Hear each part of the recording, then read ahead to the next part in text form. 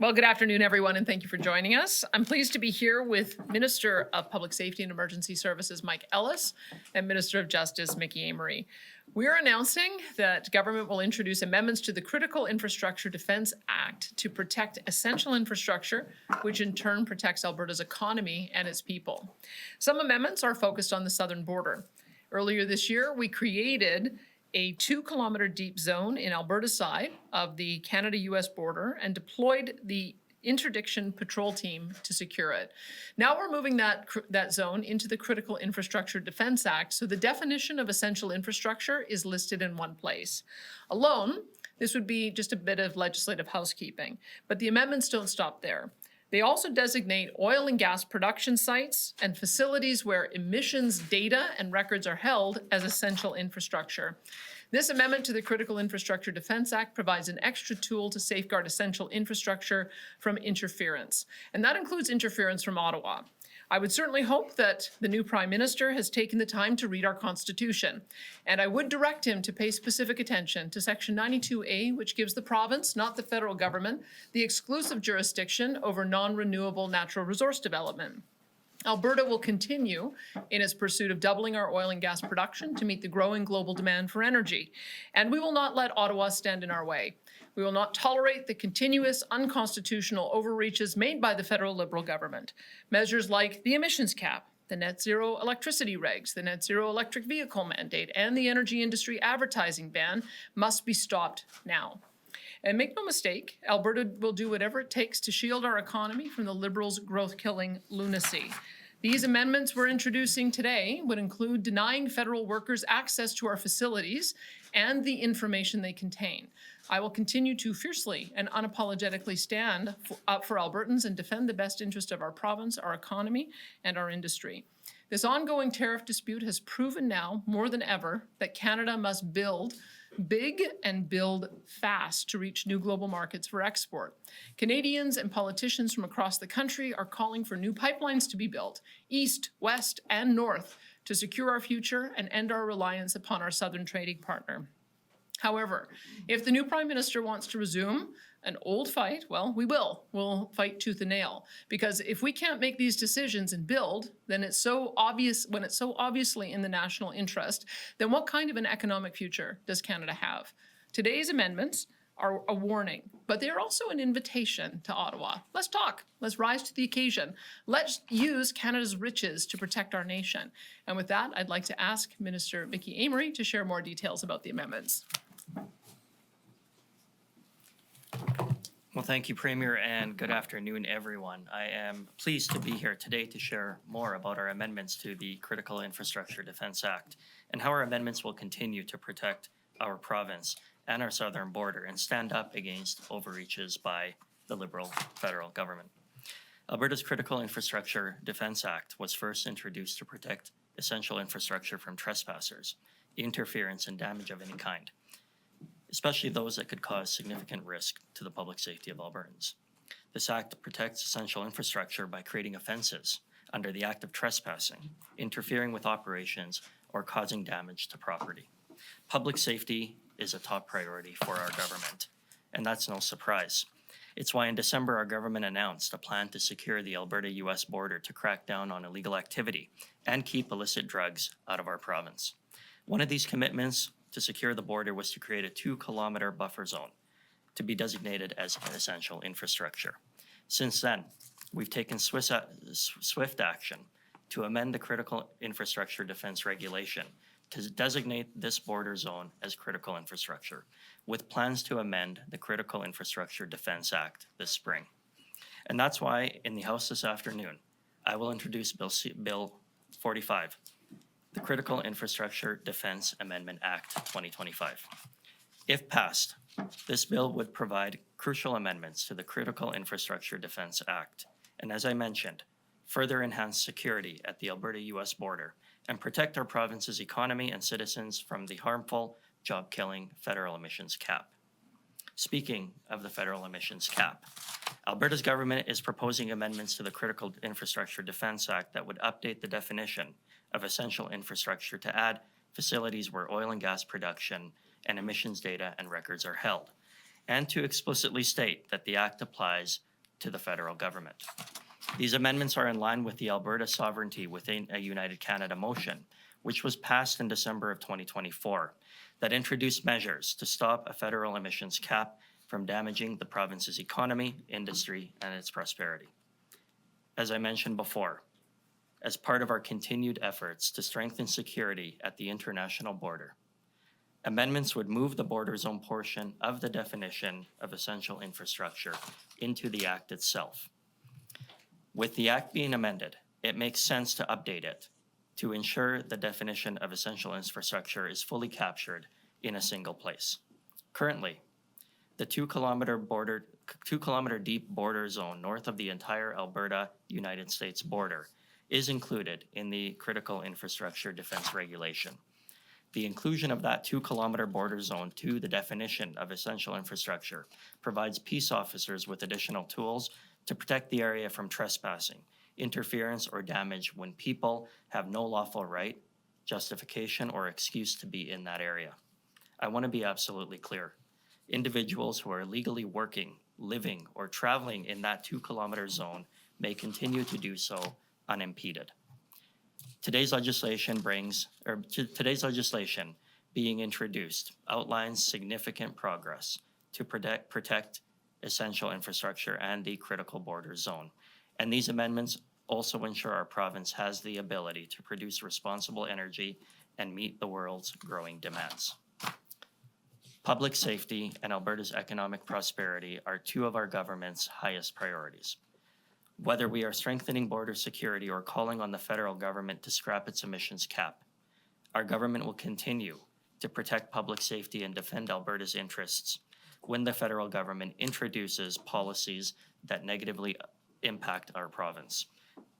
Thank you very much, and now I'll turn it over to Minister Ellis. Good. Well, thank you, Minister, and thank you, Premier. I'll try and be brief here.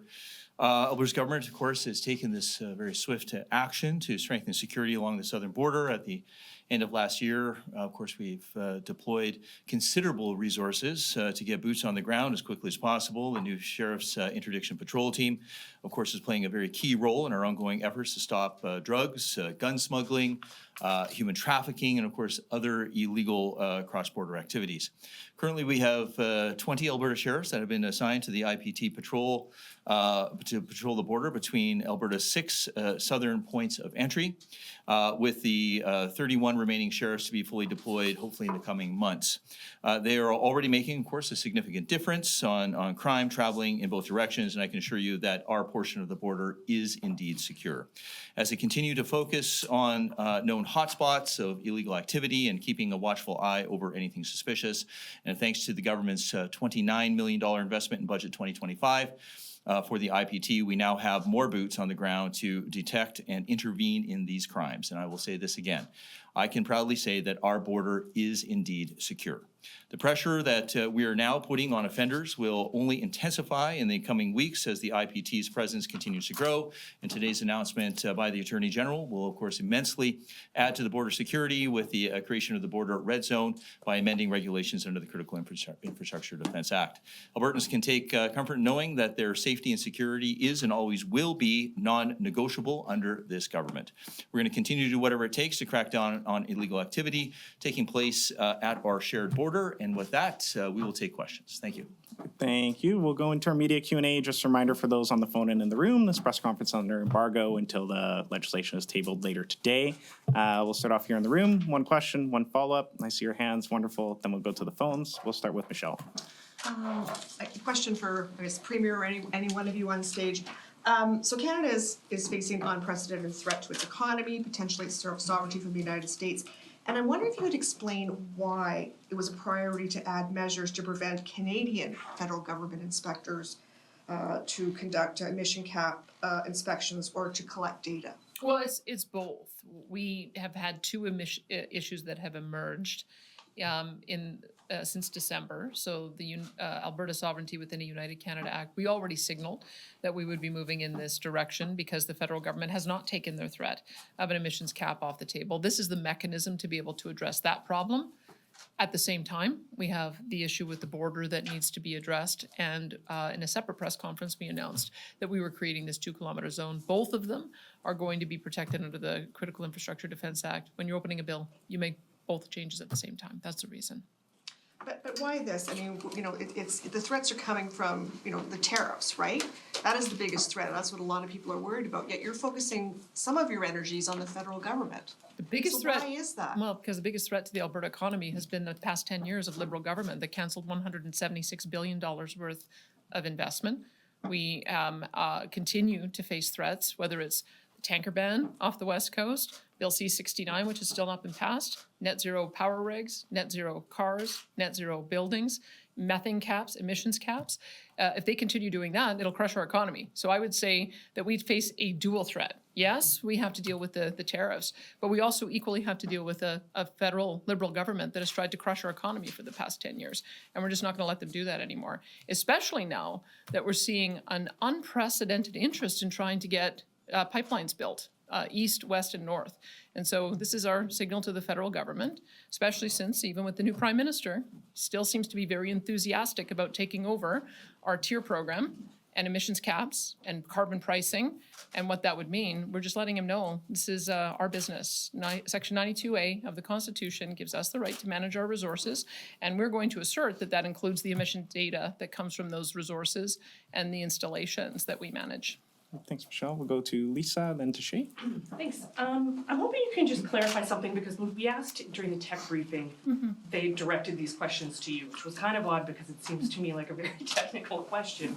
How does the reporting on emissions data work currently in the private sector? Like, does the current emissions reporting process necessarily involve federal officials needing to physically go into these private facility, or would banning these federal employees not affect emissions reporting in any way practically? Well, this is part of the issue, is that we don't have a single source of truth for emissions data. We found that when we were looking at our methane emissions. By our calculation, which is looking at source materials, they had reduced their emissions 45% from 2005 levels 2 years early. The federal government hired some outside organization to do some aerial scanning, and they came up with a different number. And so if we're going to have these kinds of disputes, we know that there needs to be a single source of truth when it comes to actual on-site data. And we're going to collect that, and then we'll make sure that it is shared. But we believe that because the federal government has come up with different numbers at different times for their own purposes, we think that we actually need to get real data. And because we're the ones on the ground, we'll be the ones able to do that work. So this bill doesn't explicitly ban emissions data reporting by private companies to the federal government. They will report to us. It's our data, and then we will report to the federal government. Remember, the energy companies, especially since we own the resource and we permit the resource, they develop the resource on our behalf. And so in doing so, we have an obligation to collect the data, and we'll report it to the federal government. But that still doesn't answer, like, is this currently happening? Like, is this a hypothetical ban on if sometime in the future the federal government decides to send officials into the Suncor offices in Calgary? Like, this is a hypothetical ban of something that isn't even happening? I don't know if it's hypothetical. I mean, we observed when they were wanting to do water testing, that they were going onto people's property in Saskatchewan and doing water testing as a way of trying to, I think, develop some pretext for new emissions data they were going to come in with on fertilizer. And the Saskatchewan government did something quite similar in saying federal agents are not going to be allowed to just show up on people's private land to start testing their dugouts and water. And so this has already been demonstrated in the past that there have been issues, and we just are anticipating that if there are future issues, we're closing that door. The emissions data, and we have to remember the other part of it, is the government has made it illegal for companies to celebrate their emissions reduction. The Bill C-59 I referenced, they're not allowed to proactively talk about their positive progress that they're making on emissions because it's called greenwashing, and then they could also ultimately face charges. So the entity that is shielded from those laws are the provincial government. So they've actually put us into a position that if we want to be able to collect and report emissions data, we have to collect it ourselves and we have to be able to report it ourselves. So that's what we're going to do. Thanks, Lisa. And Michelle, we're gonna go to Shay. You've already had 2 questions. What happens if a company doesn't comply? Well, we license them, so they're Yeah, going but to, there's it'll nothing, I be, don't see anything in here that would we have the, suggest that there's a penalty for them. well, we can make that a condition of us doing the leases. So there's lots that you can do, Retroactive. and there's lots that you can do in regulation.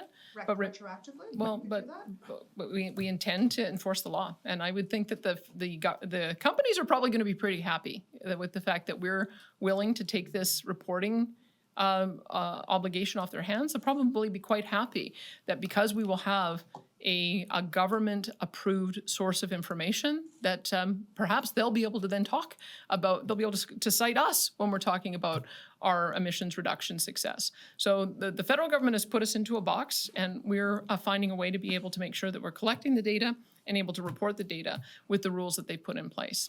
All right, and Chase, you have a question? Yes, Or yeah, still questions. I guess just a couple, yeah, following up on your answer to Lisa's question, you had mentioned federal agents just would not be able to do that. Is the suggestion there that they would be arrested, and by whom? And then just as a follow-up, while we're still in the legal sphere, Canada's top court has ruled that under the Constitution's peace, order, and good government clause, Ottawa has the authority to enact laws that impact the entire country, such as emissions. So are you anticipating any sort of legal challenge from Ottawa on this, and what is your argument to defend against I'll it? let Mike talk about trespassing, and I'll let Mickey talk about the extensive way that they've used peace, order, and good government that may not be good lawmaking, and we'd be intending to challenge that too.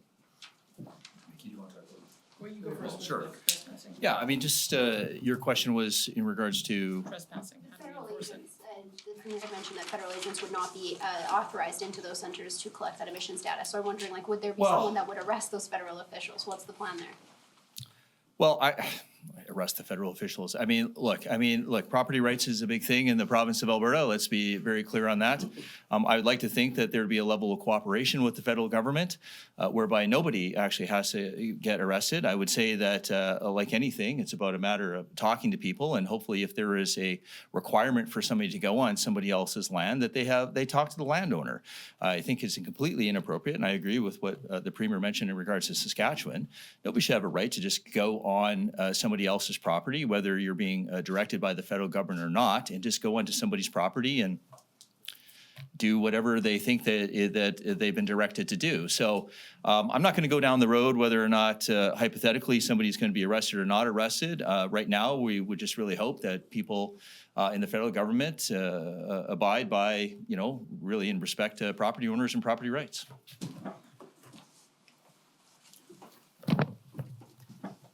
Thank you very much. And to the second part of your question, I mean, we have a history with the federal government and its lack of respect for Alberta's jurisdiction. We talked a little bit about Section 92 today. We talked a little bit about our exclusive ability to develop our natural resources. We've seen in the past the federal government enact nationwide legislation, which was deemed unconstitutional. We've had some recent wins in court with respect to the Impact Assessment Act. We know that the federal government did not respect the Supreme Court's decision in that regard. And what they ended up doing was making, in our view, inconsequential changes to the Impact Assessment Act in order to get around the Supreme Court of Canada's decision. We take the position that we're going to respect the court, we're going to abide by the court, especially when it is a ruling from our country's highest court. However, the federal government has not done that. And so we continue to take these measures to protect our industry, to protect the people who are looking to invest in Alberta. And quite frankly, with the decisions that the federal government has made with respect to our oil and gas industry, many companies are questioning whether they should invest in Canada. We want to make sure that Alberta is the jurisdiction that they invest in, that they know that there's a government that will defend them if they do, and we're up for the challenge and we'll be there if we need to be. Yeah, just as a follow-up, I guess, taking away from that, then you do feel confident if there was such a challenge. And then also going back to the 2-kilometer deep border zone, it was designated essential infrastructure under that regulation back in January. You had mentioned something about additional powers or extra tools for peace officers. I'm just wondering what explicitly today gives, can assure Albertans that that border is safer in light of this legislation. Well, most certainly the border is secure and it is safe, and we've done a number of measures, both through public safety and through justice, to make sure that that's happening. We talked a little bit about the ability for peace officers to identify threats to lay charges if there is a suspected act of trespass, for example. We know that the peace officers will be able to, they have the tools now with the amendments in order to exercise their discretion. We can't speculate on what the peace officers will do in that area, but I certainly know that this amendment will give them the tools that they need to make those assessments, to determine if there is a threat, and to act if they need to be. Yeah, just from a police officer's perspective, and I appreciate that, it really is about lawful placement, right?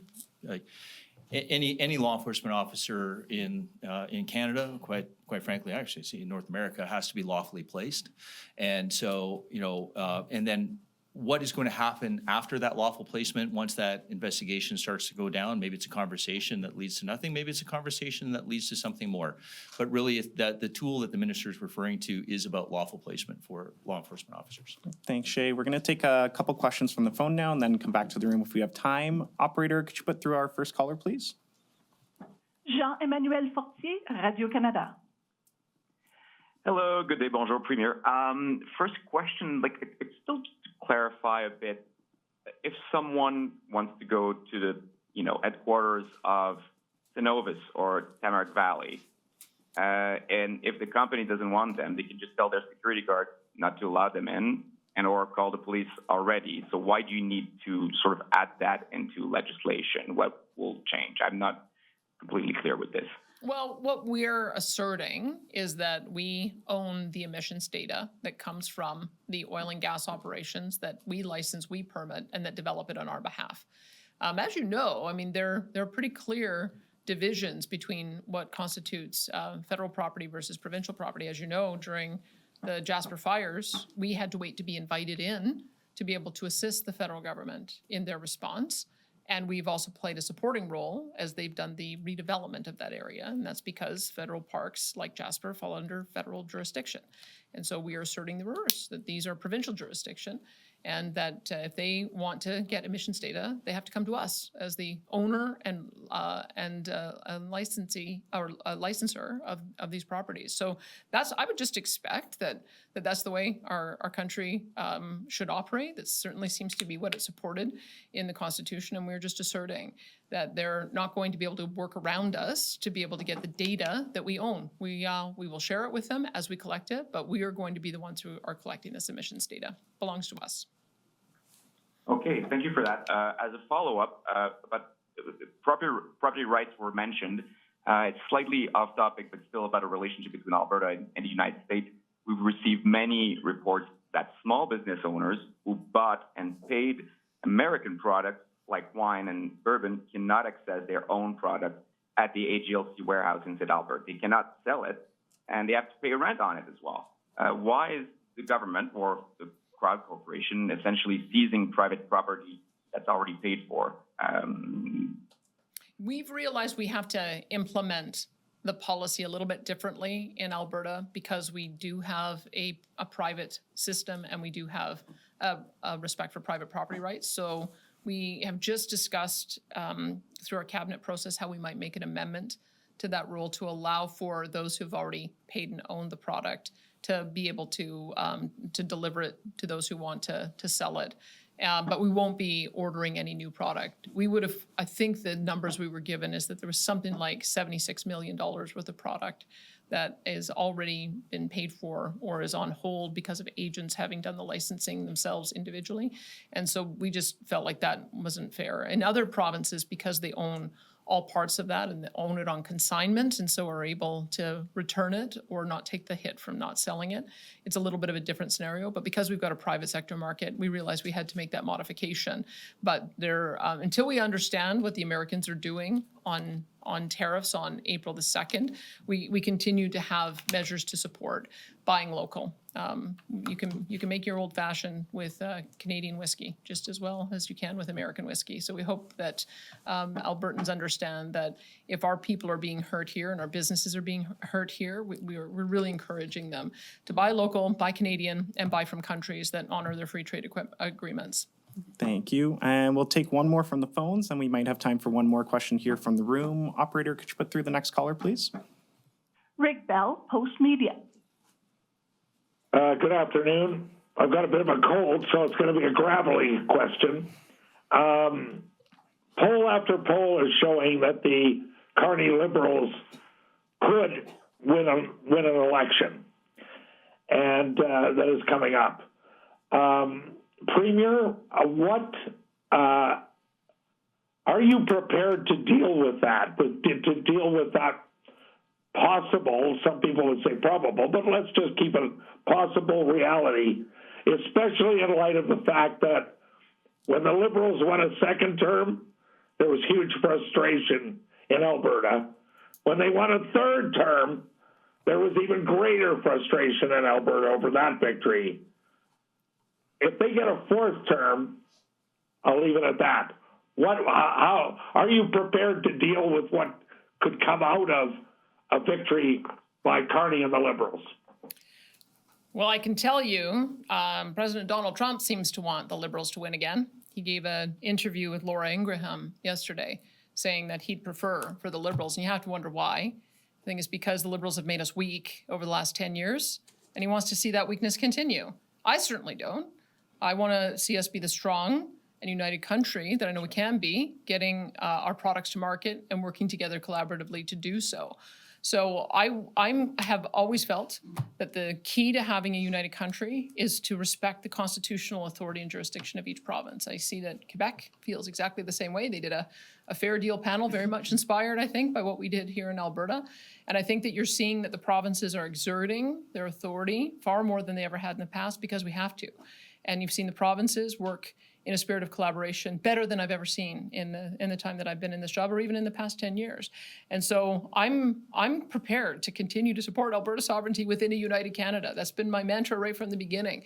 And I hope that we have a partner in the federal government who's willing to accept this new reality. I quite frankly think that any government that's going to advocate that we stop building pipelines or block building pipelines or block a province from getting their product to market, I would hope that Canadians wouldn't vote for that government. And supplementary, if that were to happen, how would you deal with the almost certain frustration, disappointment, frustration, and even anger that there would be yet another Liberal government in Ottawa that might be unfriendly to Alberta? Well, I would say that I've got a term sheet, and my term sheet has a few key things on it. Number one, respect Section 92A of the Constitution, which we are reinforcing here today with this legislation. Allow us the autonomy to develop our resources and get them to market.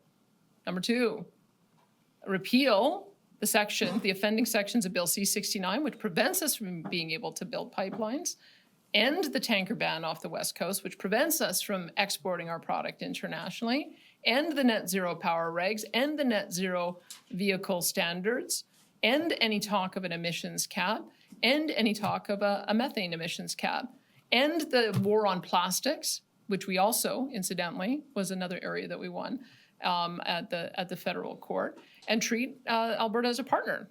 Those are very simple things. Those should not be difficult things to agree to because it's enshrined in our Constitution. So I will put that term sheet before whoever wins the next election, and I guess we'll see what the federal response is. Thanks, Premier. Thanks, Rick. We have time for one more question. We're going to go to James in the back here. Premier, some people would argue that Mark Carney has an almost religious attachment to net zero, and that has a lot of people worried.